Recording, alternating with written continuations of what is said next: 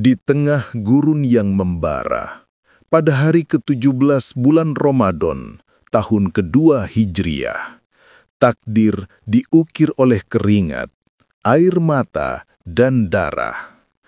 Ini adalah kisah tentang sebuah pertarungan mustahil, kisah tentang Perang Badar. Perang ini bukan dimulai dari pedang yang terhunus, melainkan dari sebuah ketidakadilan yang membara.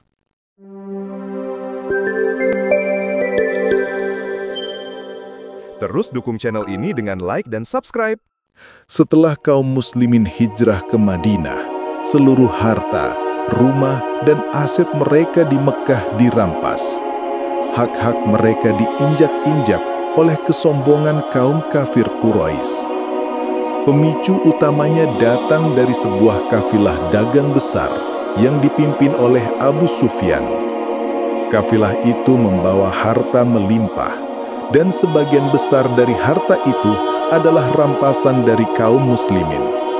Ini adalah kesempatan emas, bukan untuk membalas dendam, tapi untuk merebut kembali apa yang menjadi hak mereka.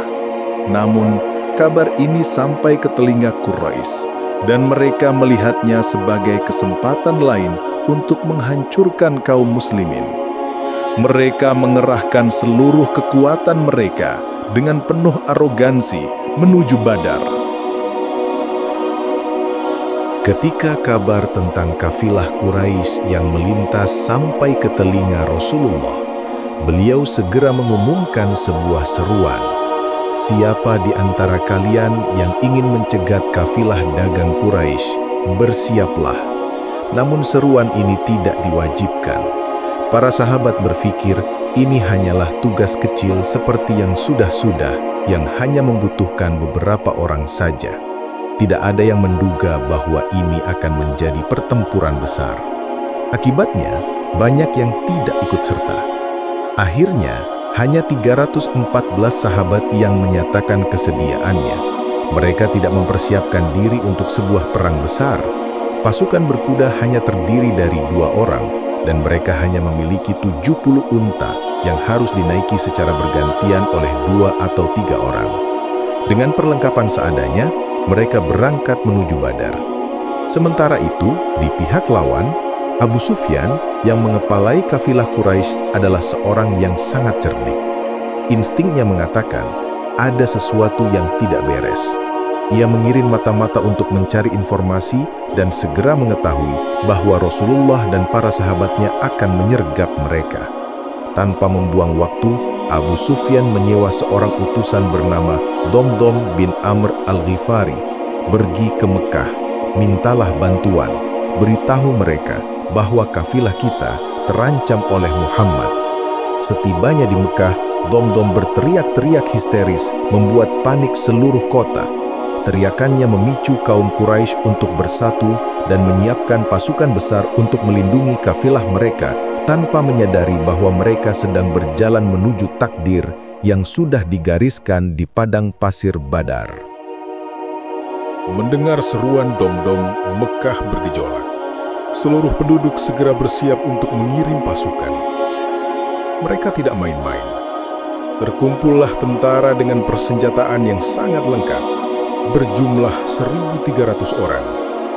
Mereka membawa 100 kuda dan 600 baju besi, sebuah kekuatan yang sangat menakutkan. Panglima perang dipegang oleh sosok yang paling angkuh, Abu Jahal. Mereka pun berangkat dengan arogansi yang membabi buta. Di tengah perjalanan, sebuah surat datang dari Abu Sufyan. Isinya memberitahu bahwa kafilahnya telah lolos dari senggapan Rasulullah dan dia meminta pasukan Quraisy untuk kembali ke Mekah. Misi penyelamatan sudah berhasil. Perang tidak perlu terjadi. Namun Abu Jahal sudah dibutakan oleh kebencian dan kesombongan. Ia tidak mau kembali. Kita tidak akan pulang, teriaknya. Kita akan terus ke Badar, merayakan kemenangan kita di sana. Kita akan adakan pesta besar-besaran, minum khamar, dan berpesta pora. Biarkan bangsa Arab melihat betapa kuatnya kita. Sebagian pasukan yang jumlahnya 300 orang menolak melanjutkan perjalanan. Mereka memilih kembali ke Mekah. Namun Abu Jahal dan sisa 1000 prajuritnya yang sombong itu melanjutkan perjalanan mereka menuju takdir yang sudah digariskan di padang pasir Badar. Mereka tidak menyadari bahwa langkah mereka menuju Badar bukanlah menuju kemenangan, melainkan menuju kehancuran. Di tengah gurun yang hening, kabar itu datang seperti sambaran petir. Kafilah Abu Sufyan telah lolos. Ancaman yang mereka hadapi bukanlah lagi sebuah kafilah dagang, melainkan pasukan besar kafir Quraisy pimpinan Abu Jahal yang semakin mendekat. Mereka berjumlah ribuan, bersenjata lengkap dan dipenuhi kebencian. Sementara itu, pasukan muslimin hanya berjumlah 314 orang dengan persenjataan seadanya. Kesenjangan ini bukan lagi sekadar angka, ini adalah jurang pemisah antara hidup dan mati. Kebimbangan menyelimuti hati sebagian dari mereka. Dalam kondisi yang sangat kritis ini, Rasulullah tidak memerintah. Beliau memilih untuk bermusyawarah. Beliau menatap wajah-wajah yang penuh keraguan itu, yang hatinya dipenuhi ketakutan. Bahkan Allah mengisahkan kebimbangan sebagian mereka seolah-olah mereka dihalau kepada kematian, sedang mereka melihat sebab-sebab kematian itu. Ini adalah momen paling berat. Pilihan yang ada hanyalah dua, mundur atau menghadapi musuh yang jauh lebih kuat. Lalu, keyakinan mengalahkan ketakutan. Para sahabat berdiri, menyatakan kesetiaan mereka tanpa syarat.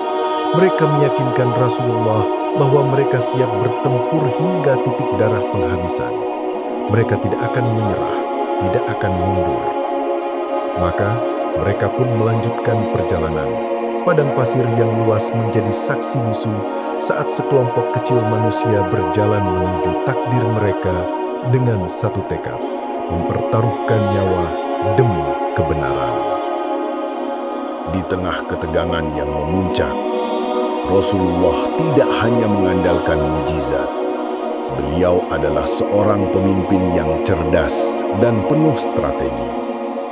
Beliau tahu, informasi adalah kunci, dan beliau harus mendapatkannya tanpa mengungkap identitasnya. Malam itu, Rasulullah dan Abu Bakar bertemu dengan seorang lelaki tua dari suku Arab yang berdiam di dekat lokasi mereka. Rasulullah bertanya, "Wahai orang tua, ceritakan kepada kami berita tentang pasukan Quraisy dan pasukan Muhammad." Lelaki tua itu curiga. "Aku tidak akan bercerita, kecuali kalian memberitahu siapa kalian." Rasulullah tersenyum. "Jika kamu mengabarkan kepada kami, kami akan mengabarkan kepadamu." "Jadi berita tukar berita?" tanya orang tua itu. "Ya," jawab Rasulullah, singkat. Lelaki tua itu pun mulai bercerita. Ia mengabarkan semua yang ia dengar tentang posisi pasukan Muhammad dan juga pasukan Quraisy. Setelah selesai, ia menuntut janjinya. "Sekarang dari mana kalian?" tanyanya. Sambil melangkah pergi, Rasulullah menjawab, "Dari air." Lelaki tua itu terdiam, kebingungan. Mak yang mana? Mak yang di Irak? Ia tak menyadari, ia baru saja berbicara dengan Rasulullah yang dengan cerdiknya menjawab tanpa memberitahu apapun, seolah-olah mereka hanya berasal dari sebuah tempat bernama air. Di waktu lain, kecerdasan Rasulullah kembali terbukti. Pasukan muslimin berhasil menangkap 2 orang anak yang bertugas mengambil air untuk pasukan Quraisy. "Berapa jumlah mereka?" tanya Rasulullah. "Banyak," jawab kedua anak itu polos. "Berapa persisnya?" desak Rasulullah. Mereka menggeleng, "Kami tidak tahu." Rasulullah tidak menyerah. Beliau bertanya, "Berapa ekor unta yang mereka sembelih setiap hari?" "Kadang 9, kadang 10," jawab mereka. Rasulullah tersenyum. Beliau tahu, 1 ekor unta biasanya cukup untuk makanan 100 orang. Maka ia pun berhitung. Kalau begitu, jumlah mereka antara 900 hingga 1000 pasukan. Itulah kejeniusan Rasulullah. Beliau bukan hanya seorang pemimpin, tetapi juga seorang ahli strategi yang mampu mengumpulkan informasi paling penting dari sumber yang paling tidak terduga hanya dengan kecerdasan dan kebijaksanaannya. Pasukan muslimin terus bergerak. Mereka harus mencapai Badar lebih dulu dan menguasai seluruh sumber air. Di bawah bintang-bintang yang sunyi, mereka akhirnya tiba di sebuah sumur dan berhenti untuk beristirahat. Namun, di antara mereka ada seorang ahli strategi yang cerdas bernama Khabbab bin Mundzir. Ia menghampiri Rasulullah SAW dan bertanya, "Ya Rasulullah, apakah posisi kita ini adalah wahyu dari Allah atau hanya siasat perangmu?"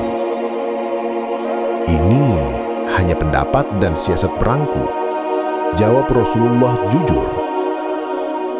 "Kalau begitu," kata Khabbab, "tempat ini tidak strategis. Mari kita maju ke sumur yang paling dekat dengan musuh. Kita kuasai, lalu kita rusak sumur-sumur lainnya. Dengan begitu, kita bisa minum, sementara mereka tidak." Rasulullah tersenyum. "Engkau telah memberikan pendapat yang sangat bagus."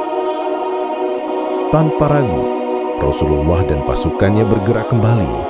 Mereka berjalan hingga ke sumur terakhir, menguasainya dan menghancurkan sumur-sumur lainnya. Kecerdasan strategi bertemu dengan ketawaduan seorang pemimpin. Setelah mengatur strategi, para sahabat membangun sebuah panggung kecil untuk Rasulullah. Panggung ini akan menjadi pusat komando dan tempat perlindungan terakhir. Sa'ad bin Mu'adz ditunjuk sebagai pemimpin pasukan pengawal di panggung itu. Malam pun tiba. Rasulullah memberikan arahan terakhir kepada para sahabatnya, menenangkan hati mereka yang tegang. Sementara pasukan muslimin dapat tidur dengan nyenyak, penuh keyakinan akan pertolongan Allah, Rasulullah menghabiskan malam itu dengan sholat di bawah pohon. Malam itu, Jumat 17 Ramadan tahun kedua Hijriah, bukanlah malam biasa. Itu adalah malam terakhir ketegangan sebelum sejarah diukir, di mana takdir akan berpihak pada iman, bukan pada jumlah. Pasukan muslimin terus bergerak. Mereka harus mencapai Badar lebih dulu dan menguasai seluruh sumber air. Di bawah bintang-bintang yang sunyi, mereka akhirnya tiba di sebuah sumur dan berhenti untuk beristirahat. Namun, di antara mereka ada seorang ahli strategi yang cerdas bernama Khabbab bin Mundzir. Ia menghampiri Rasulullah SAW dan bertanya, "Ya Rasulullah, apakah posisi kita ini adalah wahyu dari Allah atau hanya siasat perangmu?" "Ini hanya pendapat dan siasat perangku," jawab Rasulullah jujur. "Kalau begitu," kata Khabbab, "tempat ini tidak strategis. Mari kita maju ke sumur yang paling dekat dengan musuh. Kita kuasai, lalu kita rusak sumur-sumur lainnya. Dengan begitu, kita bisa minum, sementara mereka tidak." Rasulullah tersenyum. "Engkau telah memberikan pendapat yang sangat bagus." Tanpa ragu, Rasulullah dan pasukannya bergerak kembali. Mereka berjalan hingga ke sumur terakhir, menguasainya dan menghancurkan sumur-sumur lainnya. Kecerdasan strategi bertemu dengan ketawaduan seorang pemimpin. Setelah mengatur strategi, para sahabat membangun sebuah panggung kecil untuk Rasulullah. Panggung ini akan menjadi pusat komando dan tempat perlindungan terakhir. Sa'ad bin Mu'adz ditunjuk sebagai pemimpin pasukan pengawal di panggung itu. Malam pun tiba. Rasulullah memberikan arahan terakhir kepada para sahabatnya, menenangkan hati mereka yang tegang. Sementara pasukan muslimin dapat tidur dengan nyenyak, penuh keyakinan akan pertolongan Allah, Rasulullah menghabiskan malam itu dengan sholat di bawah pohon. Malam itu, Jumat 17 Ramadan tahun kedua Hijriah, bukanlah malam biasa. Itu adalah malam terakhir ketegangan sebelum sejarah diukir, di mana takdir akan berpihak pada iman, bukan pada jumlah. Di tengah ketidakpastian, di kubu Quraisy, terjadi perselisihan sengit.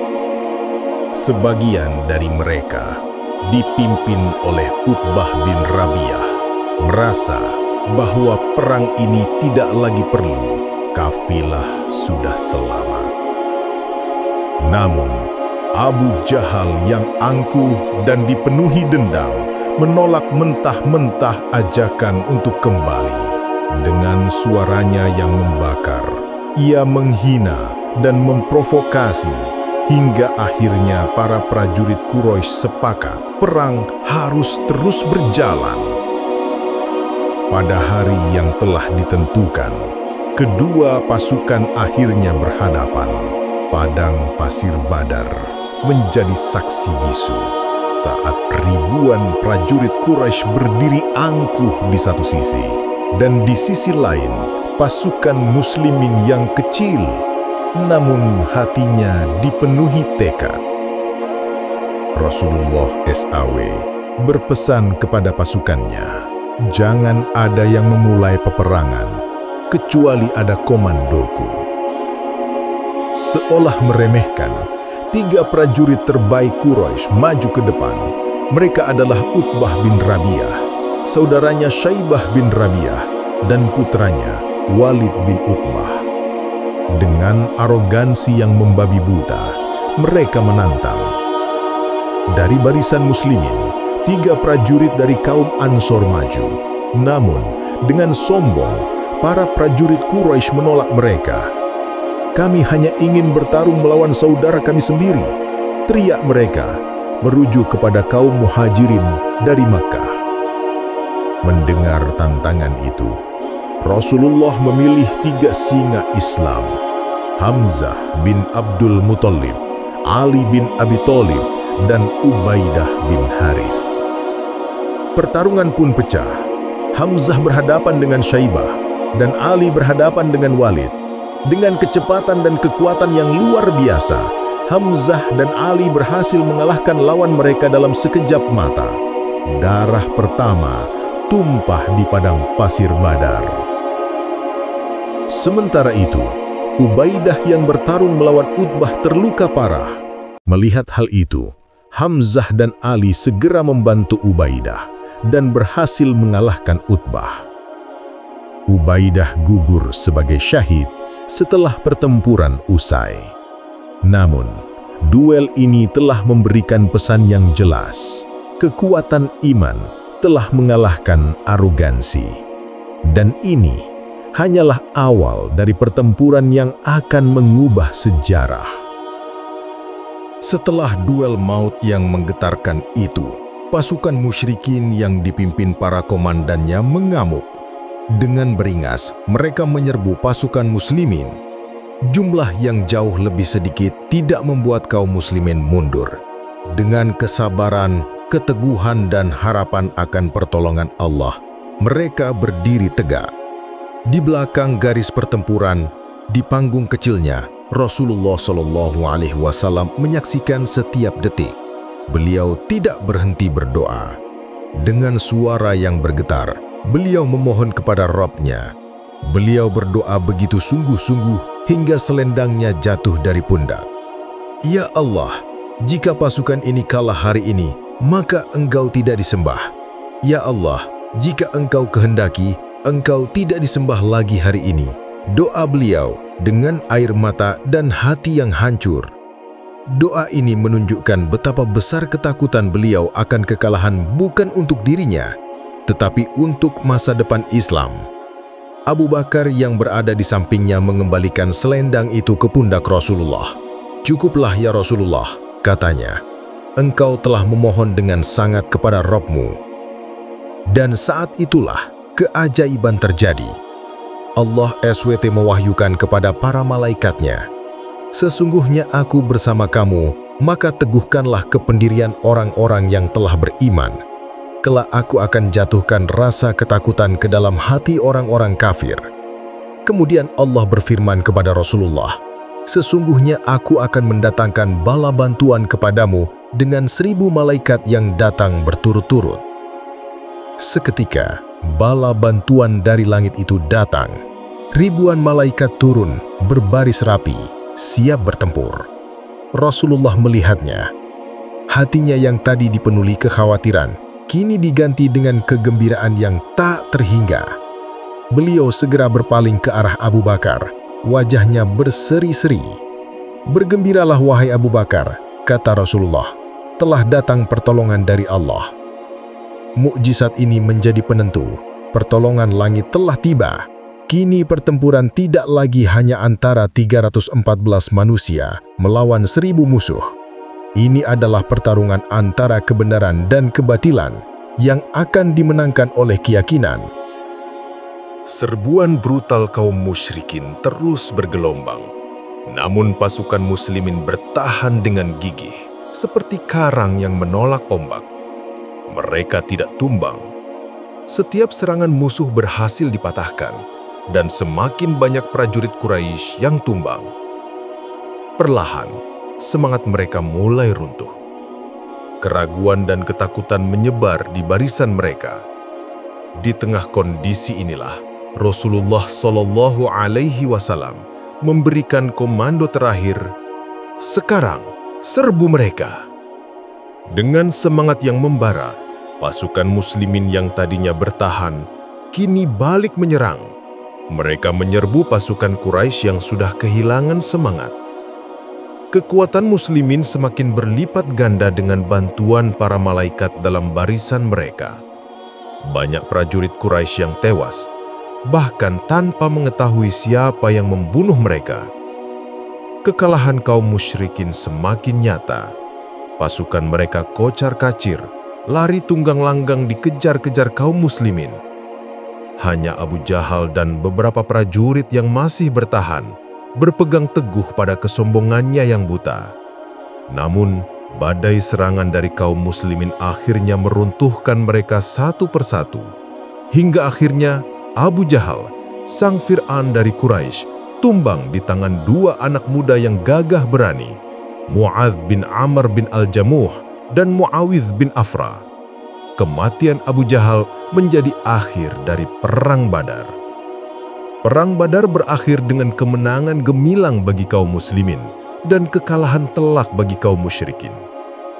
Di pihak musyrikin, 70 orang terbunuh. Sebagian besar adalah pemimpin dan tokoh Quraisy yang paling berpengaruh. Sementara itu, 70 orang lainnya ditawan. Di pihak kaum muslimin, hanya 14 orang yang gugur sebagai syahid. Perang Badar bukanlah sekedar pertempuran. Ini adalah bukti bahwa iman mengalahkan keraguan dan keberanian mengalahkan ketakutan. Kemenangan ini mengubah jalannya sejarah menjadi tonggak awal bangkitnya peradaban Islam yang akan menyebar ke seluruh dunia. Berita kekalahan di Badar sampai di Mekah seperti badai yang mematikan. Duka mendalam menyelimuti kota. Namun, para pemimpin Quraisy mengeluarkan perintah kejam. Tidak ada yang boleh meratapi korban Perang Badar. Mereka khawatir tangisan itu akan membuat kaum muslimin merasa gembira di atas penderitaan mereka. Duka itu harus disembunyikan.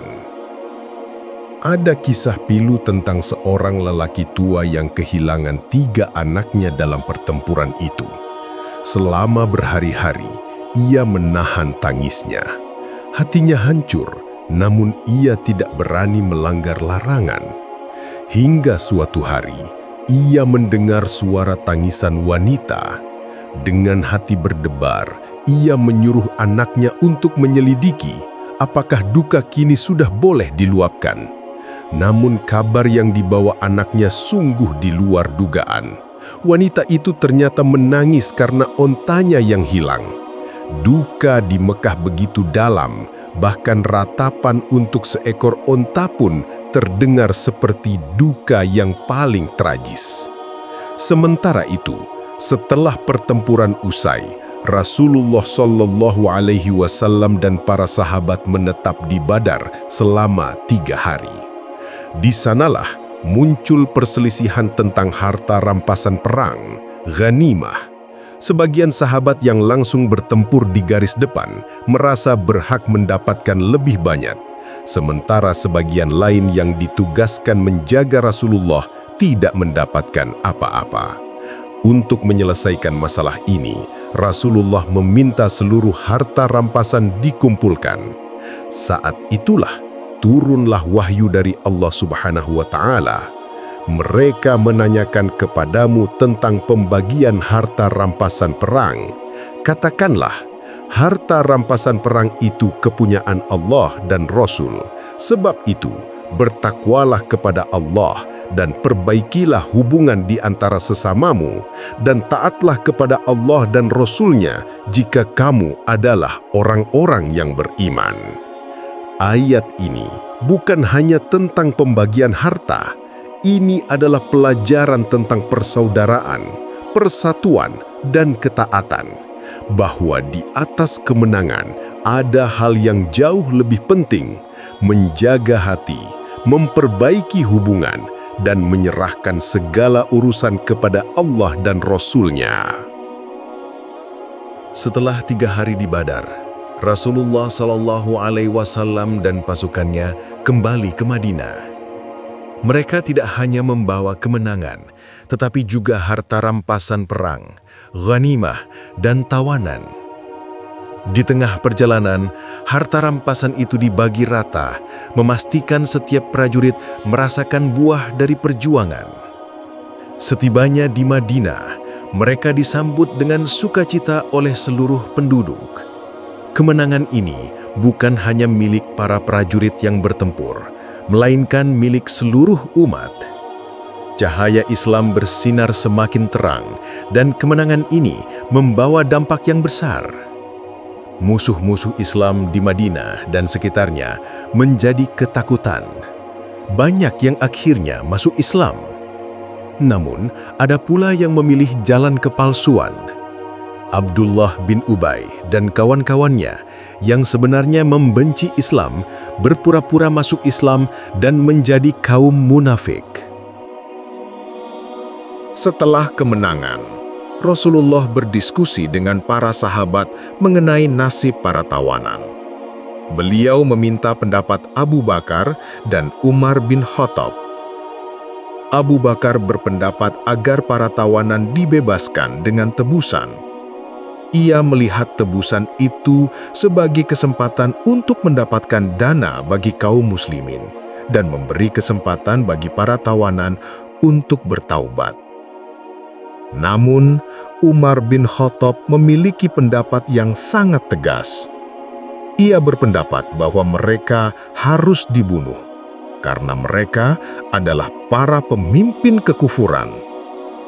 Mereka adalah musuh Allah dan Rasul-Nya, tegas Umar.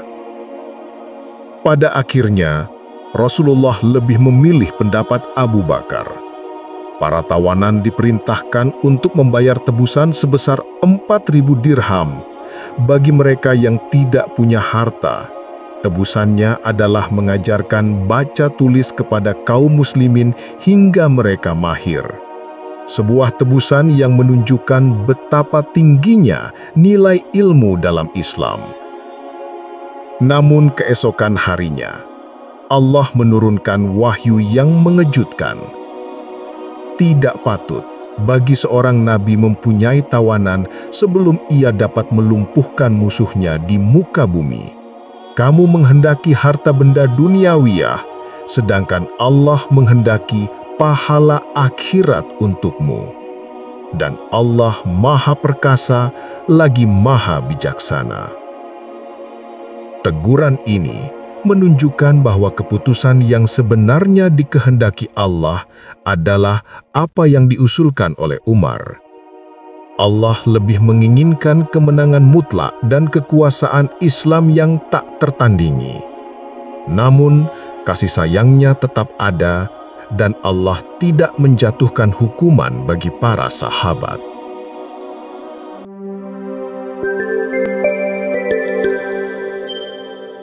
Terus dukung channel ini dengan like dan subscribe.